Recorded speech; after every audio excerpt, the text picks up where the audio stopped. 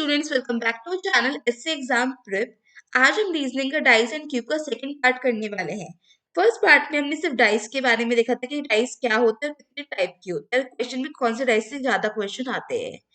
आज हम यहाँ पे सिर्फ रूल्स देखेंगे कि डाइस के कितने रूल्स होते हैं क्वेश्चन को सॉल्व करने के लिए। ठीक है, तो बढ़ते अपने पहले रूल की तरफ। अब इस रूल में ना क्वेश्चन कुछ इस तरीके का आता है।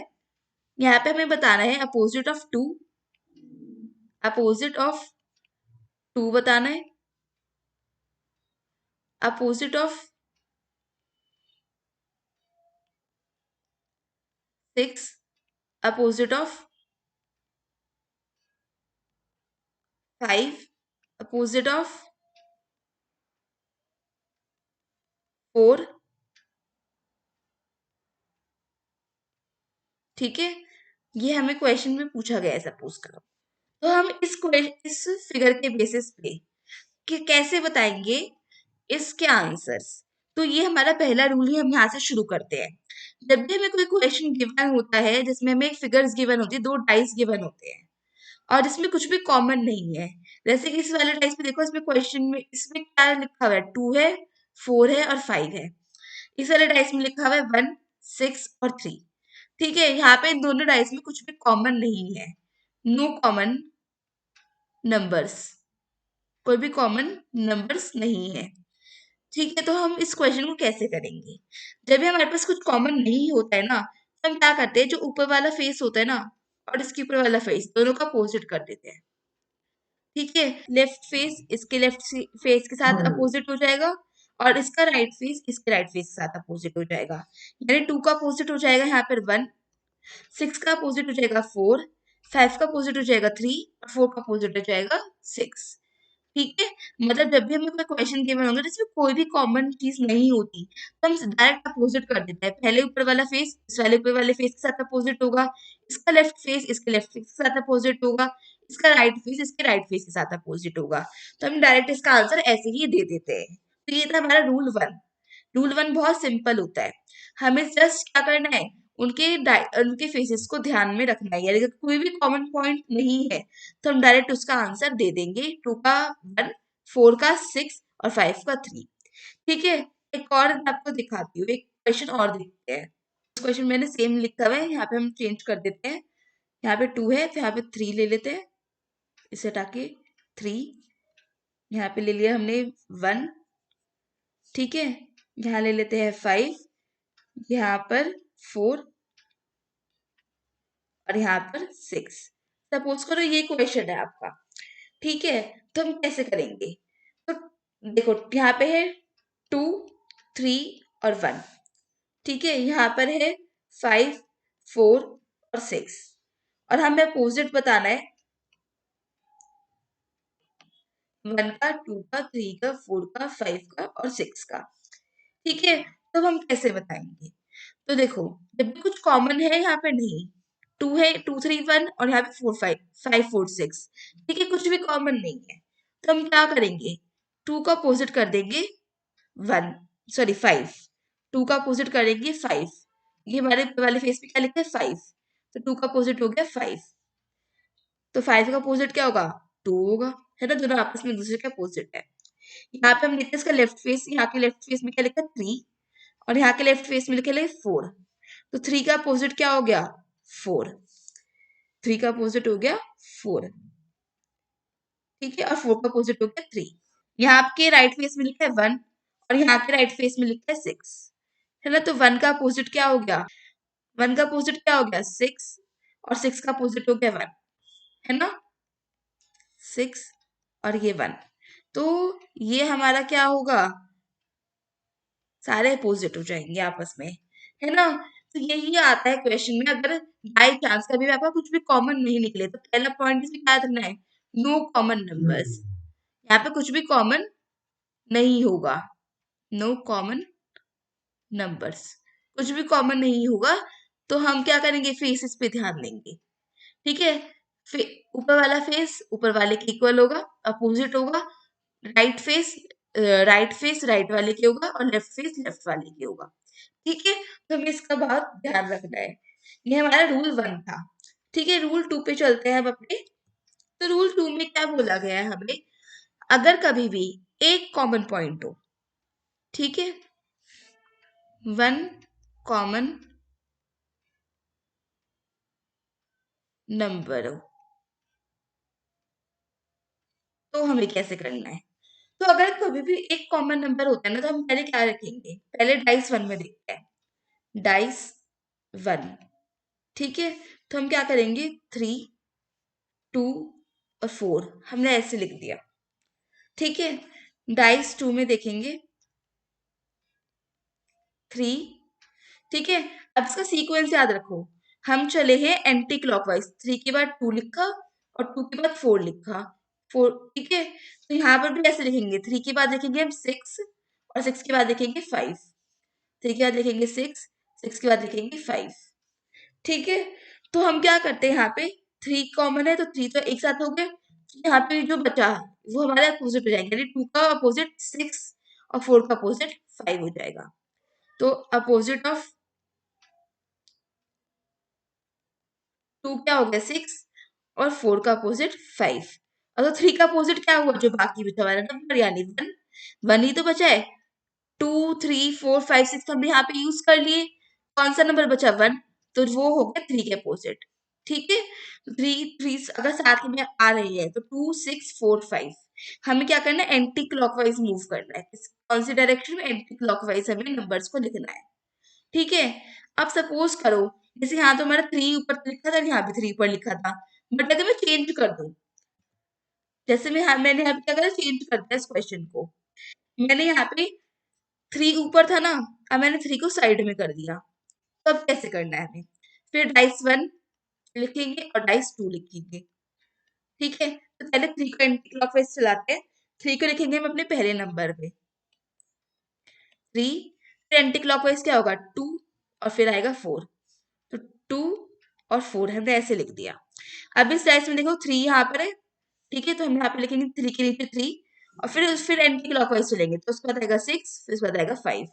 तो हमें कोई भी फेस पे गिवन हो, अगर हमारे पास सेम फेस पे नहीं गिवन ना, तो कोई भी फेस पे गिवन हो, तो हमें एंटी क्लॉकवाइज मूव कर कर उसको ऐसे ही लिखना पड़ेगा, इसी फॉर्म में।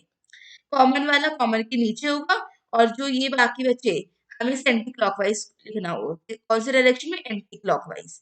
हमेशा ये वर्ड याद रखना, एंटी क्लॉकवाइज हमें मूव करना है जब एक कॉमन पॉइंट गिवन हो, ठीक है। तो यहाँ देखो, जब हमारे पास सेम फेस थे तो हमने क्या करा, 3, 2 और 4 लिखा और 3, 6 और 5 लिखा, ठीक है, यानी एंटी क्लॉकवाइज चले हम। अब यहाँ पर अगर हम देखें इस वाले क्वेश्चन में, जब मैंने फेसेस चेंज कर दिए तब भी 3, 2, 4 और 3, 6, 5 है, यानी एंटी क्लॉकवाइज चल के हमेशा आंसर क्या आएगा, सेम आएगा, ठीक है।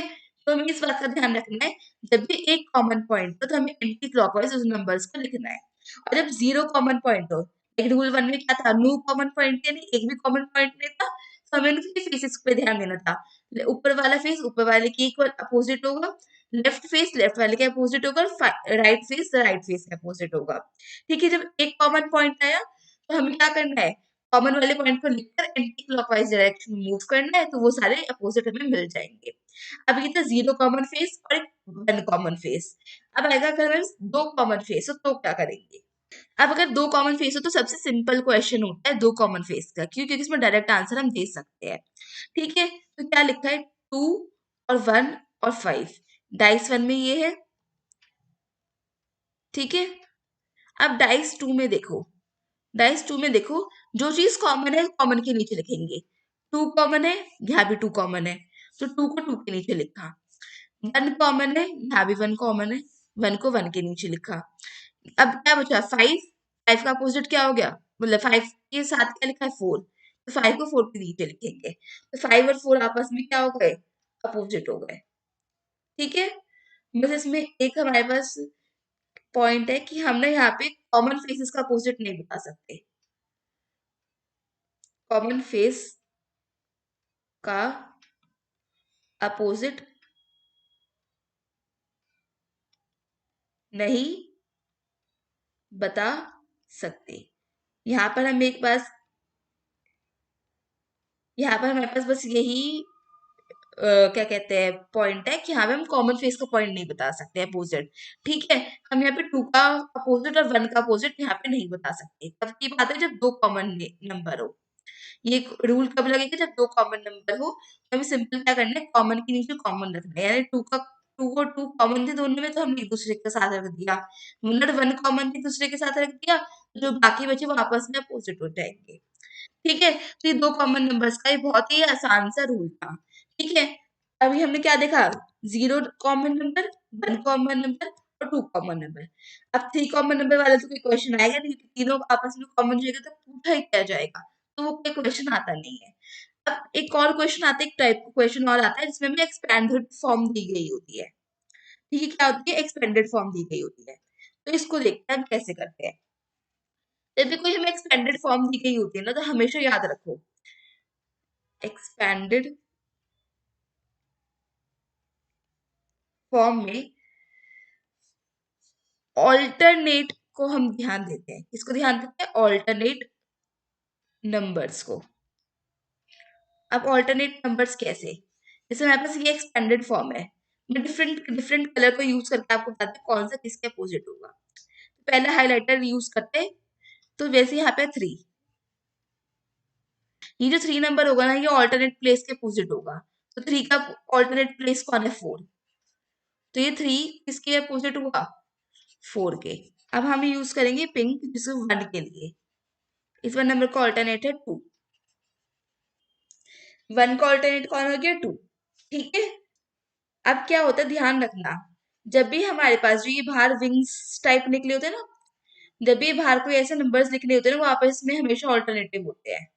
यानी कि हमेशा ये जो बाहर नंबर है ना, ऐसे तरीके के, ये हमेशा आपस में एक दूसरे के अपोजिट होंगे।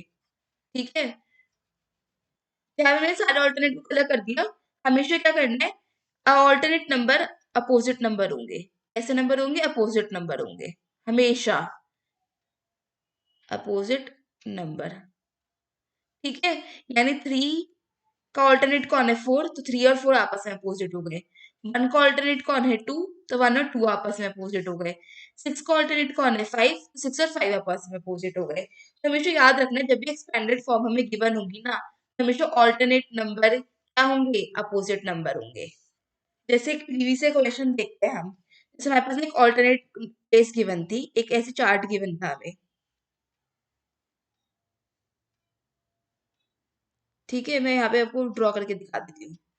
ये हमें चार्ट गिवन था, प्रीवियस क्वेश्चन है ये। तो हमें क्या बोला गया था? 1, 3, 5, 6, ये 2 है, ये 4 है। तो हमें ना यहाँ पर किसका ऑल्टरनेट बताना था? 5 एंड, एक सेकेंड, 5 एंड 4 का ऑल्टरनेट बताना था यहाँ पे। ठीक है, तो यहाँ पर जो ऑल्टरनेट थे वो क्या थे? ये 1 है, 1 का ऑल्टरनेट हो गया 5,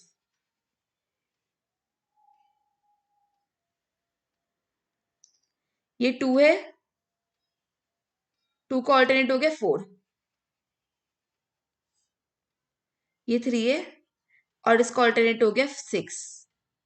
ठीक है, तो हमें ऐसे ऑल्टरनेट हम पता है कि कैसे निकालते हैं। तो 5 का ऑल्टरनेट हो जाएगा 1, और 4 का ऑल्टरनेट हो जाएगा 2। तो हम इजिली इस क्वेश्चन का आंसर कर सकते हैं। ठीक है, तो ये प्रीवियस क्वेश्चन आया था। समझ गई? तो हमें कैसे क्वेश्चन को सॉल्व करना है। तो आई होप आपको चारों रूल समझ आ गए होंगे, और हमने सिर्फ 4 रूल्स देखे डाइस को सॉल्व करने की।